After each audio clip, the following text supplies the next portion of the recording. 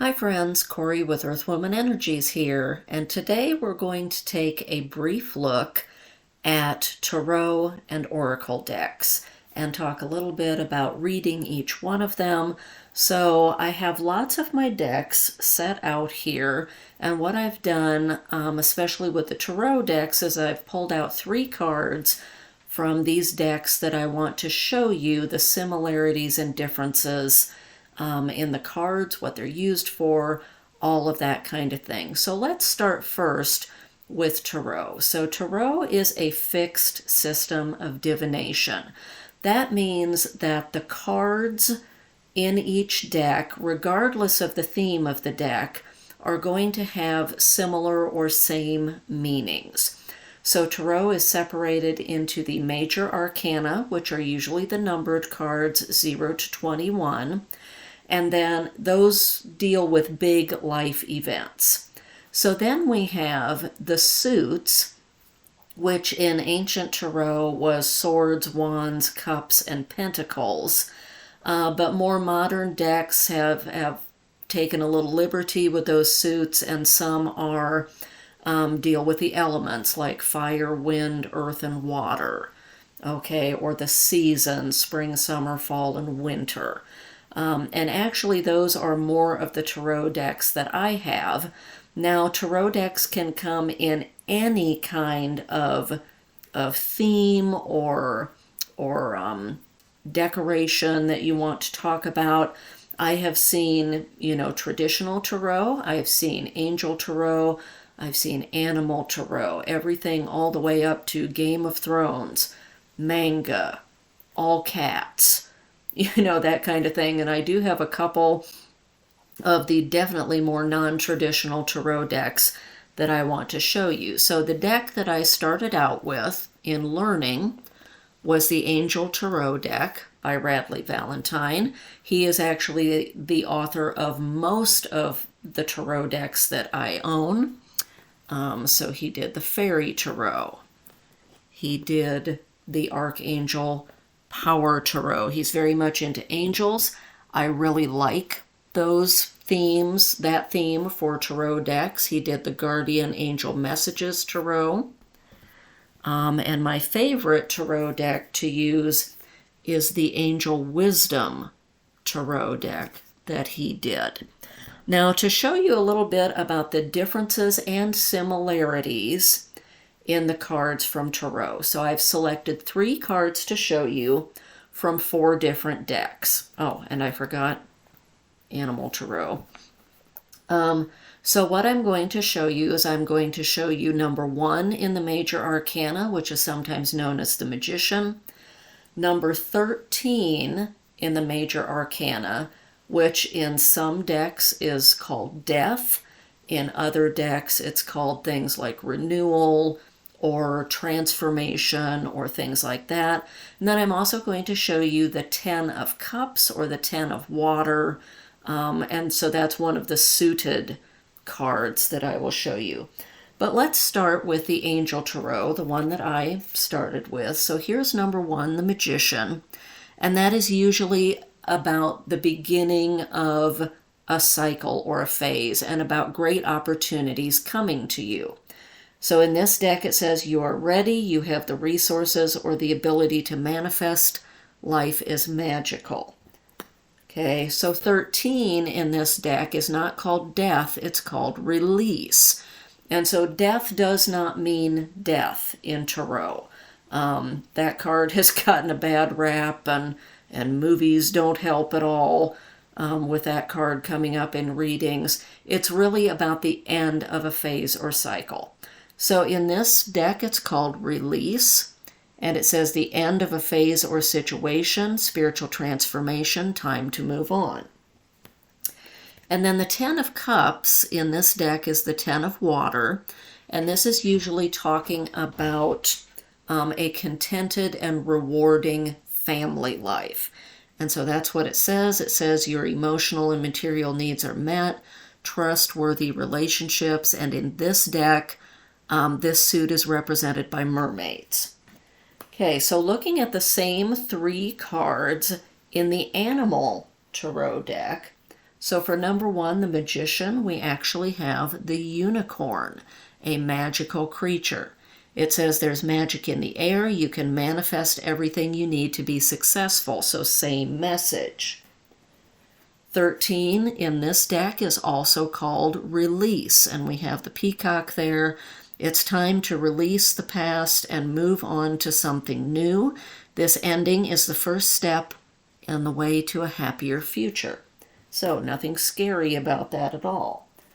And then the 10 of summer represents the 10 of cups. We have the prairie dogs. It's time to express your love and appreciation for family. Congratulations may be in order, as well as raising happy and balanced children. Okay, so the theme remains the same. So I told you tarot decks can come in any theme or flavor. My most recent one that I just got is a Peanuts characters tarot deck, believe it or not. So the magician in this deck is of course represented there by Schroeder, because he is creating, he is doing what he wants to do at the piano. Okay, in this deck, 13 is called Death, and there we see poor little Woodstock has fallen out of the nest, but that is just an end of a cycle. Okay, it does not mean physical death. It's an end of a cycle or phase. And then the 10 of Cups is represented by cups here, and we have, let's see, this is Sally and I forget the other, Franklin, that was his name. So we have Sally and Franklin and Woodstock, maybe some unlikely friends or unlikely family members together. But this is always about a strong, rich, rewarding, great family life. Okay, and so the cups there are even showing a rainbow.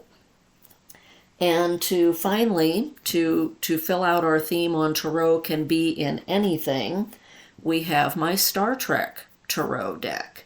And so the magician here is, I believe his name was Corloth in the episode of Cat's Paw, and he was a magician. For 13, this is called Death, but this is also from the episode Metamorphosis, where the companion was transforming into a human in that particular episode. And then the 10 of Cups, we have this scene from Tomorrow is Yesterday, and this astronaut, I don't remember what his name was, but he finds out that he is going to be a father in the future. So again, talking about family life, rich and rewarding family life. So that's a little bit about the different tarot decks. Now, oracle decks generally come in a certain theme or flavor, and the cards in each deck do not correspond to cards in other oracle decks. Like tarot, I can pick up any tarot deck, and number 1 is always going to be the magician. It's always going to have that theme of new opportunities, great things, starting out on a journey or a new thing in your life. That's always going to be number 1, the magician.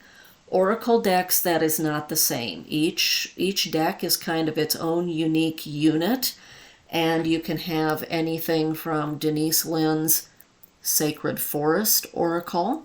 So all of the imagery here is of a beautiful forest and nature.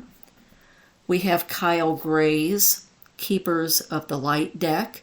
This is a great deck. All of these are ascended masters from various cultures and various communities around the world, various religions, that give you great messages there. We have Albert V. Lodo and Colette Baron-Reid's The Shaman's Dream Oracle.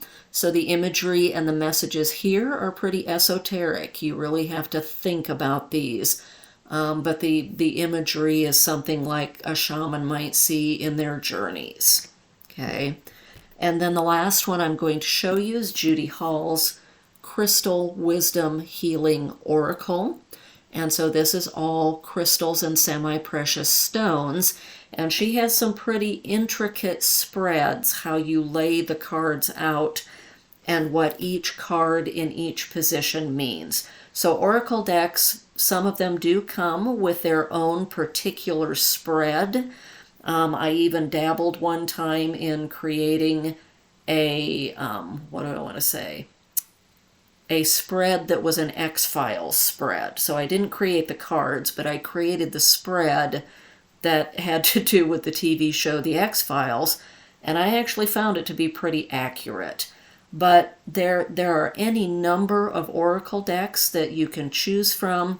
You know, some might have the theme of healing, some might have the theme of past lives or romance or any number of things. And then the book is going to show you different spreads that are applicable and appropriate to that particular card deck. Now, I will say that I do take some spreads from one oracle deck and I use them with another oracle deck, and they seem to work out fine for me.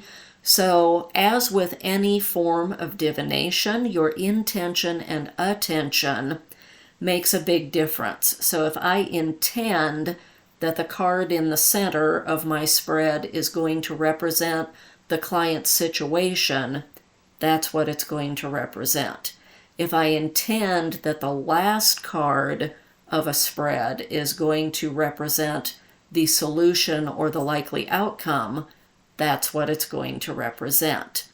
So have fun with divination. You can find a tarot or oracle deck in any flavor, any theme, whatever suits your fancy.